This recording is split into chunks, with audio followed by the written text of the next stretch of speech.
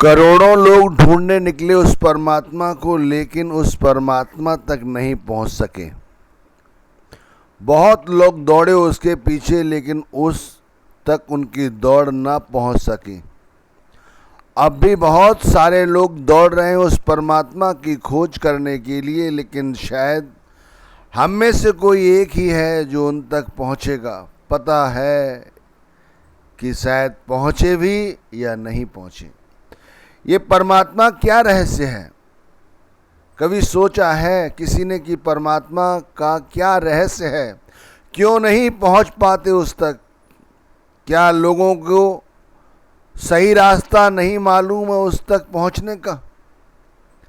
देखा तो यही गया है भाई कि जो जितना गुणी ज्ञानी रहा, उसने जब भी अपने दिल की बात कही तो यही कही कि मैं उस तक कभी पहुंच नहीं सका। कोशिश तो मैंने बहुत की, लेकिन मैं कभी उस तक पहुंच नहीं सका। जिस जिज्ञासु से मिलो, जिस महात्मा से मिलो, जिस संत से मिलो, वो यही कहता है मैं दौड़ रहा हूं उस तक पहुंचने के लिए, लेकिन भाई मैं पहुंच नहीं पाता। तो इस रहस्य को जानने की जरूरत है या नहीं? भाई मैं कहता हूं इस रहस्य को जानने की बहुत जरूरत है। जिसने सारा संसार रचा, उस संसार के रचने वाले को बहुत कम लोग जानते हैं। ताज्जुब तो यह है जो जान गए वो चुप हो गए, और जो दौड़ रहे हैं वो बोल रहे हैं, अपने एक्सपीरियंस हमारे साथ साझा कर रहे हैं, लेकिन वो बताते नहीं कि वो पहुंचे हैं या नहीं। कहते यही है कि वो भी दौड़ रहे हैं। तुम भी दौड़ो, जैसे वो दौड़ रहे हैं तुम भी दौड़ो। भाई हमारे यहाँ पर बहुत सारे ग्रंथ हैं, शास्त्र हैं, उनमें परमात्मा की बहुत सारी चर्चा की गई है, लेकिन जब भी उस चर्चा को हम अपने हृदय में डालकर खोजने की कोशिश करते हैं तो हम फिर खाली हाथ ही हो जाते हैं। क्या करें? क्या हमें शास्त्रों में लिखी गई बात समझ नहीं आती, या समझने का कोई और तरीका है? कहा गया है कि उस परमात्मा तक कोई वक़्त का संत सतगुरु ही पहुंचा सकता है, जो खुद उसकी पहुंच तक पहुंच गया हो। कौन है? कौन है जो उसकी पहुंच तक पहुंच गया हो, जिसने उसको पा लिया हो? भाई जो पा लेता है वो मौन हो जाता है। मैं कहता हूं वो खुद खो जाता है, वो नहीं मिलता। तो भाई फिर कैसे पहुंचे? वक़्त के पूरे सतगुरु भी हमें पूरा रहस्य नहीं समझाते। वो कहते हैं कि खुद मेहनत करो। सच्चाई भी यही है, मेहनत करनी पड़ेगी। वो कहते हैं तुम जो मेहनत करते हो वो विपरीत दिशा में है, परमात्मा कहीं और नहीं है जिसे तुम ढूंढ रहे हो। तुम उसे विपरीत दिशा में ढूंढते हो और थक जाते हो और जिंदगानी कम पड़ जाती है। वो कहते हैं उस दिशा में दौड़ो जिस दिशा में वो है। तो कहाँ है? सतगुरु का तो कहना यही है, क्योंकि सतगुरु के सिवाय दूसरा कोई चारा भी नहीं है। अगर उनकी बात पर विश्वास नहीं किया तो भी पछताना पड़ेगा, क्योंकि समय बहुत कम है और वक़्त का पूरा सतगुरु पहुंचा हुआ है। तो उसकी बात हमें समझनी जरूर चाहिए, यदि चाह है उस परमात्मा से मिलने की। भाई वो कहते हैं वो परमात्मा जिसे तुम ढूंढ रहे हो वो विपरीत दिशा में ढूंढ रहे हो। उसे उस दिशा में ढूंढने की बजाय उस तरफ जिधर तुम दौड़ रहे हो, जिधर तुम अपने आप को थका रहे हो, बेमतलब का थका रहे हो, बेमतलब में धन खर्च कर रहे हो, वाद विवाद में उलझे हो, उससे कोई फायदा नहीं होगा। क्योंकि सारी दिशाएं घूमकर तुम थक जाओगे, तब भी तुम्हें कुछ नहीं मिलेगा। सदगुरु का कथन है कि यदि उस परमात्मा से वाकई तुम मिलना चाहते हो तो मैं जो दिशा बताऊं उस दिशा में दौड़ो।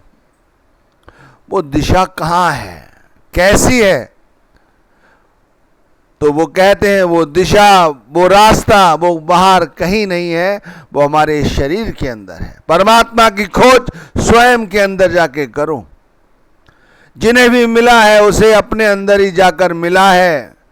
इतिहास उठाकर देखो, तुकाराम, संत तुकाराम, मीराबाई, गोस्वामी तुलसीदास, गुरु नानक साहिब जी, पांचवी पातशाही, श्री गुरु अर्जुन देव जी, अन्य सभी संत महात्माओं ने यही होका दिया है कि उस परमात्मा की खोज अपने अंदर जाके करो, अपने अंदर जाके करो उस परमात्मा की खोज। अगर तुमने सही ढंग से उसे खोजा तो वो तुम्हें मिल जाएगा, ये भी पक्का है। अगर तुमने सही ढंग से खोजा तो तुम्हें मिल जाएगा। और यदि तुम मन मर्जी अपनी चलाते रहे तो हर बार थकोगे। ऐसे ही होगा जैसे कहा गया है कि 84 लाख सीढ़ियों की स्टेप है, चढ़ते गए, जैसे ही मनमर्जी की पता नहीं कौन सी स्टेप से पैर फिसला और फिर नीचे आके गिर गए, फिर चढ़ाई चढ़ो। भैया कितनी उम्र है, फिर दोबारा तैयारी करो। कब तक तैयारी करते रहोगे? भैया एक ही तैयारी है सदगुरु नाम की, सदगुरु के दिखाए गए रास्ते की। वो कहते हैं अंदर जाओ, अपने अंदर जाके उस परमात्मा के रास्ते पे चलते रहो, चलते रहो, चलते रहो। वो कहते हैं श्वासों श्वास चलो, दिन चलो, महीनों चलो, श्वासों श्वास चलते रहो, सालों चलते रहो, और एक दिन वो परमात्मा का दरवाजा हमारे अंदर होगा और हमें दिखाई पड़ेगा। वो फिर खटखटाओ, उसे खटखटाने का और कोई रास्ता नहीं है। यही नाम है जो सदगुरु ने दिया है। इसी नाम को दोहराते रहो, इसी नाम से उस दरवाजे को खटखटाओ, वो खुलेगा, वो खुलेगा, अंदर ही खुलेगा। और जब वो खुलेगा तो परमात्मा भी मिलेगा। अब वो किस तरह मिलेगा, ये हमारी भावनाओं पर आधारित है। जिस रूप में उसे मांगा उसी रूप में मिले हैं, इतिहास गवाह है। जिस रूप में उस परमात्मा को जिसने पूजा वो उसी रूप में उसे मिले। कहते हैं महाराज श्री राम यदि परमात्मा रहे तो उन्हें कौशल्या जी ने पुत्र रूप में मांगा तो वो पुत्र रूप में प्रकट हुए। दूसरी तरफ यदि कंस को लिया जाए तो वो कहता है कि वो नारायण है, तो उस नारायण के रूप में ही उन्होंने उसका वध किया। उस कहने का तात्पर्य है जिसकी रही भावना जैसी प्रभु देखी तिन मूरत तैसी। जिसकी जैसी भावना है उसी रूप में वो मिलते हैं। उन्हें गुरु रूप में देखो तो वो तुम्हें गुरु रूप में मिलेंगे, सतगुरु रूप में मिलेंगे, इसी रूप में मिलेंगे। ये जो आंखें हमारे सदगुरु की हैं, यही आंखें वहां जाके उसी रूप में तुम्हें वहां दिखाई देंगे। इंदुमती का इतिहास कौन नहीं जानता। जब वो पहुंची तो उन्होंने कबीर साहिब को धर्मराज की गद्दी पर बैठे देखा और कहा कि आप ही हैं, तो हमें बताया क्यों नहीं। तो उन्होंने कहा क्या तुम मान जाती? तो भाई परमात्मा यहां है, इसी पृथ्वी पे है। जैसे कबीर साहिब ने कहा क्या तुम मान जाती, हम तुम्हें बताते नीचे, तो शायद वो यही कहती कि नहीं मानती। भाई इसी तरह हम कहाँ मानते हैं कि सदगुरु परमात्मा का रूप है।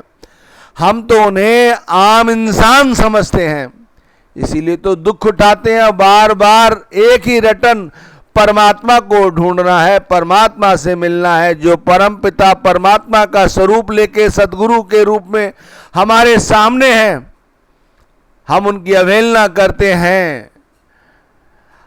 हम उनकी फोटो तो घर में लगा लेते हैं, दुकानों में लगा लेते हैं, ऑफिसों में लगा लेते हैं, गले में तावीज डाल लेते हैं, लेकिन एहसास रत्ती भर नहीं। अरे परमात्मा की खोज ऐसे करोगे, परमात्मा की खोज ऐसे करो, कई जन्म ले लो, तब भी उस तक नहीं पहुंच सकते। उन्होंने तो खुद परमात्मा का रूप बन के हमारे आगे हाथ पसार दिया, फैला दिया और हमारी उंगली थाम ली। नाम दे दिया भाई, और क्या चाहिए।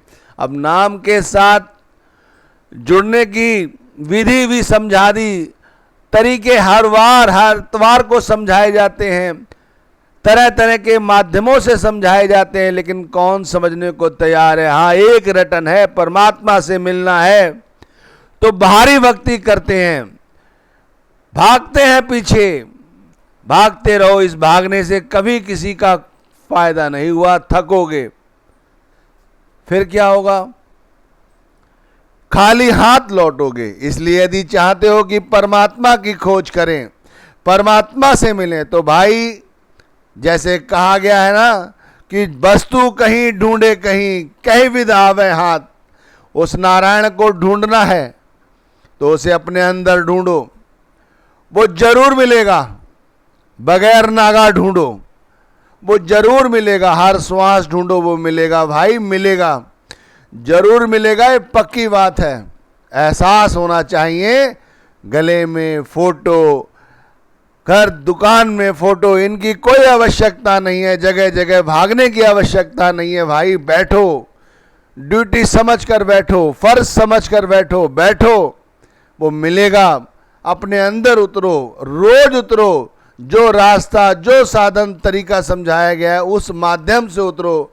एक नाम का सिमरन नहीं होता, बार बार दोहराया नहीं जाता, उस नाम के साथ अपनी लिव नहीं जोड़ी जाती, फिर ध्यान नहीं किया जाता, बैठते ही दर्द होता है, भजन नहीं किया जाता, शरीर में कंपन हो जाती है, तरह तरह की बीमारियां लग जाती हैं। एक छोटा सा काम नहीं होता और दुनिया को बनाने वाले उस परमात्मा को ढूंढने निकले हो, क्या वो मिलेगा? वो नहीं मिलेगा भाई। वो बड़े सहज और सरल तरीके से मिलता है। मासूम बन जाओ, अपने हृदय को बच्चे की तरह बना लो। अब मैं मेरी छोड़कर सदगुरु के नाम को पूरी तरह से अपना लो तो वो जरूर मिलेगा। मैंने कहा जरूर मिलेगा भाई, जरूर मिलेगा। समय आ गया है। अब मदारियों का खेल दिखाने वालों के पीछे लोग नहीं जाते। आप समझ रहे हैं मैं क्या कहना चाह रहा हूं। अब उस चीज को लोग ज्यादा पसंद करते हैं जिसमें शांति मिलती है, आनंद मिलता है। अगर आनंद तुमने इन दुनिया के पदार्थों में खोजा तो तुम्हें आनंद प्राप्त नहीं होगा। वो तो झूठी तसल्ली है। असली आनंद, सच्चा आनंद, सच्ची खुशी उस परमात्मा की भक्ति है। वो नाम भक्ति, उस नाम भक्ति को अपनाओ, जैसे भी हो अपनाओ। तुम नाम भक्ति करोगे, तुम्हें देख के तुम्हारे लोग, घर परिवार के बच्चे, वो भी सब यही करेंगे। जैसे हम कुछ गलत करते हैं तो वो सब गलत करने लग जाते हैं, इसी तरह हम ये सब करेंगे तो घर का वातावरण भी बदल जाएगा, जिंदगानी तो बदलेगी ही। तो भाई मैं तो यही करूँगा कि इस समय बहुत बलवान है, बहुत कम है, और परमात्मा की खोज बाहर करते करते ये थक गए हो तो अब गुरु का पल्ला पकड़ लो। वक़्त के पूर्ण संत सदगुरु का पल्ला पकड़ लो और नाम की कमाई में लग जाओ और अंदर जाकर उस परमात्मा को ढूंढो। वो जरूर मिलेगा, ध्यान रखना। इतिहास में ऐसे ऐसे प्रसंग हैं कि मीराबाई को जब भी किसी ने एकांत में सुना तो उन्होंने पाया कि वो गिरधर से बात करती हैं। अब आप सोचिए, परमात्मा से बात करती थी। आज भी बड़े संत महात्मा ऐसे हैं, बहुत सारे ऐसे जिज्ञासु भक्त हैं, उनकी बात वो सतलोक में बैठा हुआ परमात्मा से इस लोक में बैठे हुए व्यक्ति से होती है। तारे जुड़ जाती हैं, तरंगे जुड़ जाती हैं। ये तरंगों का माध्यम केवल नाम भक्ति है और कुछ नहीं। इसलिए